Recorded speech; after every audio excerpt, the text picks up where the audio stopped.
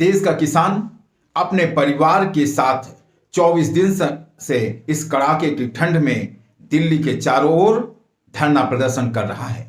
धरना प्रदर्शन करने का मुख्य कारण यह है कि सरकार या केंद्र की सरकार ने जो 3 कानून बनाए हैं वह उनका कहना है कि यह किसानों के हित में नहीं है, इसलिए तीनों कानून को समाप्त करके किसानों से, संगठनों तथा विशेषज्ञों से वार्ता करके नए सिरे से एक दूसरा कानून बनाया जाए जो किसानों के हित में हो। लेकिन यह हठधर्मी सरकार किसानों की बात को नहीं सुन रही है। और यही नहीं, आज मामला किसान तथा सरकार के अलावा देश की सर्वोच्च अदालत में भी पहुंच गया है। याचिकाकर्ता ने इस बात की मांग की है कि जो आंदोलनरत किसान हैं उनसे इस रास्ता को खाली कराया जाए।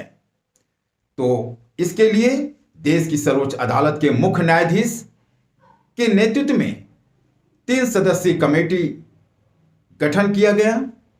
3 न्यायाधीशों की बेंच ने इस मामले की सुनवाई की और उन्होंने किसानों के आंदोलन पर चिंता जाहिर की।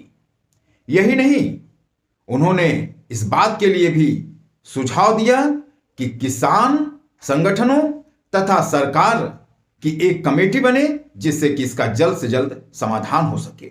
और उन्होंने ये भी कहा कि किसानों की बात को अभी नहीं सुना गया है, इसलिए किसान भी आकर अपनी बात को रखें और सरकार को भी नोटिस जारी किया गया।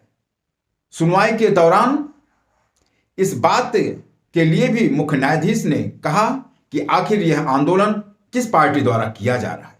जैसा कि आप जानते हैं कि आंदोलन जब से चालू हुआ है उस समय से लेकर देश के विभिन्न मंत्रियों तथा सांसद एवं विधायकों द्वारा तरह तरह से इस आंदोलन के विषय में बताया गया है।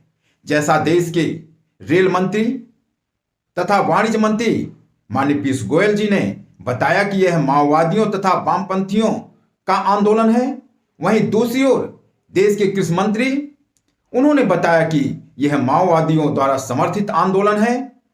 और वहीं पर माननीय कानून मंत्री द्वारा यह बताया गया यह टुकड़े टुकड़े गैंग द्वारा किया जा रहा आंदोलन है। वहीं पर केंद्र के एक अन्य मंत्री राव साहब दानवे द्वारा बताया गया यह पाकिस्तान तथा चीन से समर्थित आंदोलन है। और दूसरी ओर मध्य प्रदेश के कृषि मंत्री ने बताया कि यह बिचौलियों, किसानों का आंदोलन ना होकर यह बिचौलियों द्वारा किया जा रहा आंदोलन है। वहीं दूसरी ओर वहां के एक मंत्री द्वारा यह बताया गया यह किसानों का आंदोलन ना होकर दलालों का आंदोलन है।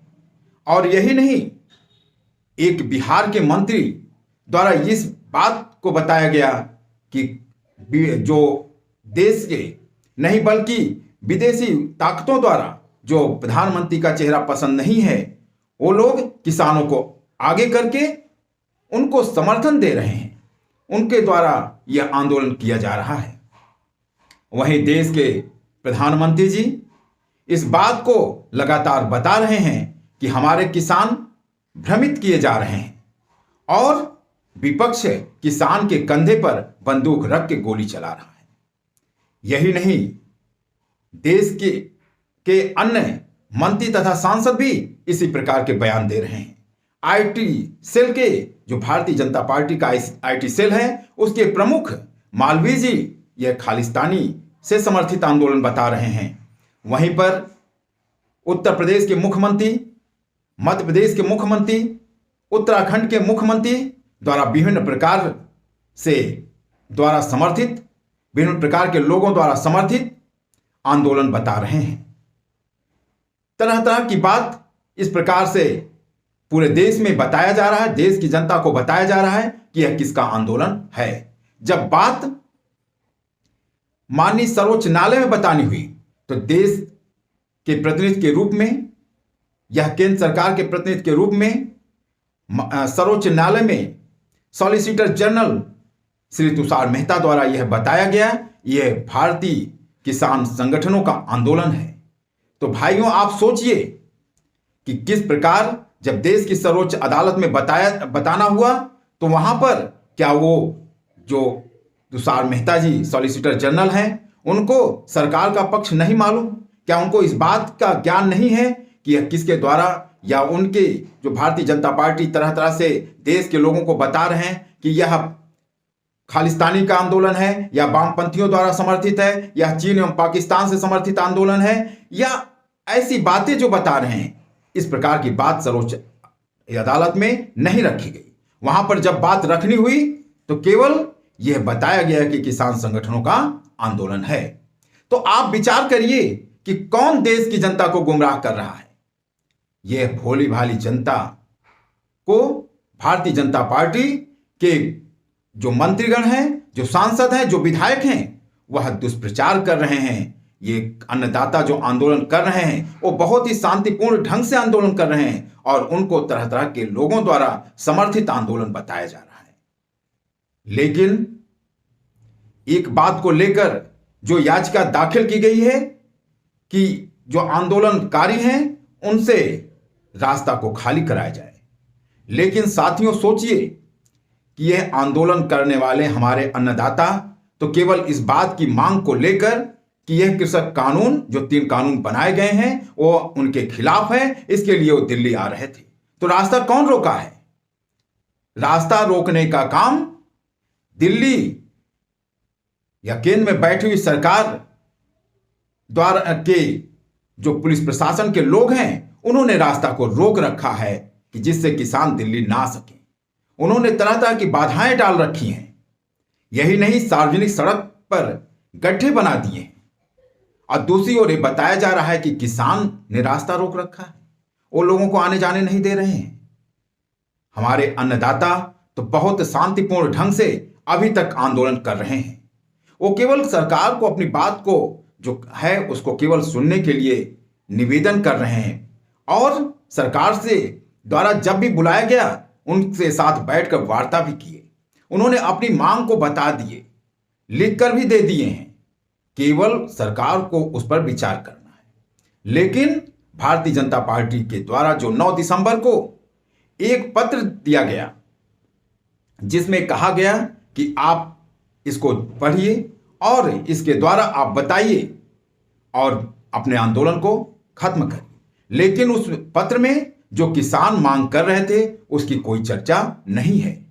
वो केवल जो किसान कानून बनाए हैं उसकी केवल बड़ाई किए हैं, उसकी केवल महत्ता को बताए हैं और किसानों की मांग को उसमें नहीं माना है। इसलिए किसान संगठनों ने उसको खारिज कर दिया है। आज देश में देश के प्रधानमंत्री जी तथा विभिन्न प्रांतों के मंत्रीगण तथा भारतीय जनता पार्टी के अन्य पदाधिकारी अपने अपने प्रांतों में तथा माननीय प्रधानमंत्री जी वर्चुअल के माध्यम से किसानों से वार्ता कर रहे हैं। किसान आंदोलन किसान आंदोलन जो कर रहे हैं उनसे वार्ता ना करके देश के किसानों से बात कर रहे हैं और केवल इस बात को बता रहे हैं कि ये जो कृषक कानून है उनके हित में है। आखिर पूरे देश में जब आज किसान आंदोलन कर रहे हैं और ये बता रहे हैं कि यह जो कानून है उनके हित में नहीं है, तो सरकार को इस पर विचार करना चाहिए। और कल देश के कृषि मंत्री जी एक 8 पन्ने का पत्र जारी करते हैं, खुला पत्र जारी करते हैं और उसमें भी किसान जो मांग कर रहे हैं उसका बात ना करके केवल जो एमएसपी की बात है, एपीएमसी की बात है, उस पर केवल एक वादा करते हैं और कहते हैं कि एमएसपी जारी रहेगी। वह लिखित आश्वासन देने की बात करते हैं, मंडियां बनी रहेंगी।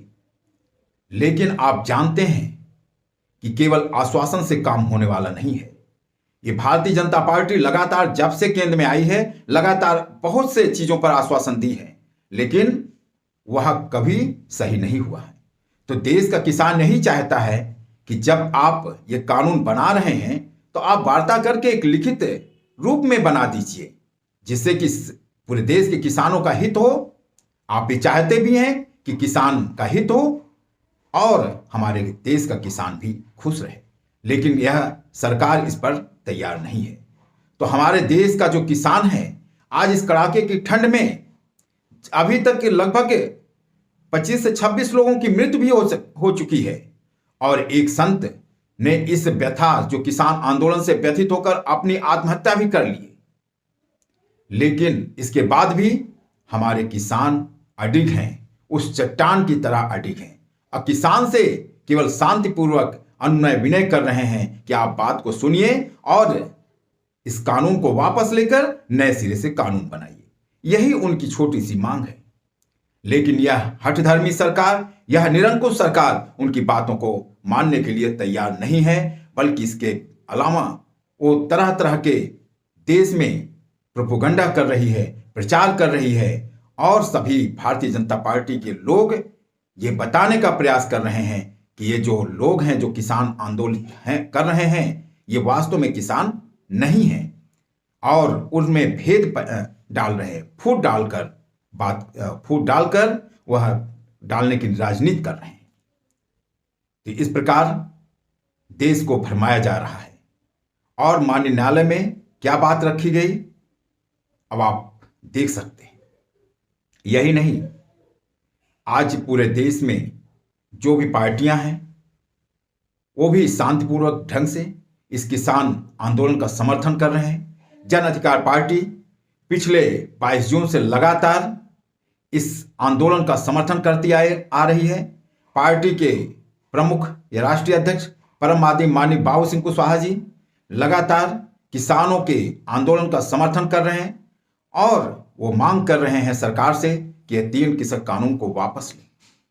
वहीं पर भाग्यदायी संकल्प मोर्चा घटक दल के नेता माननीय ओम प्रकाश राजभर जी, माननीय प्रेमचंद प्रजापति जी, माननीय ओम प्रकाश राजभर जी, रामकरण कश्यप जी, राम केवट बिंद जी तथा माननीय कृष्णा पटेल जी और अनिल चौहान जी, सभी लोग ये मांग कर रहे हैं कि ये जो कानून है उसको वापस लिया जाए। और सभी लोग आज देश के किसानों के साथ खड़े हुए हैं। हमारे भाग्यदायी संकल्प मोर्चा पूरी तरह किसानों के साथ है और ये सरकार से मांग कर रही है कि 3 कानूनों को वापस लें और एक नए सिरे से कानून बनाएं, जिससे कि देश की जनता की खुशहाल हो सके और हमारे किसान जो मांग कर रहे हैं उनकी मांग पूरी हो और वो अपने खेतों में जाकर वह काम करें, जिससे कि देश के लोगों को अन्न मिल सके। वो खुशहाल, यदि किसान खुशहाल रहेगा तो देश खुशहाल रहेगा। इन्हीं बातों के साथ जय जन अधिकार, जय संविधान।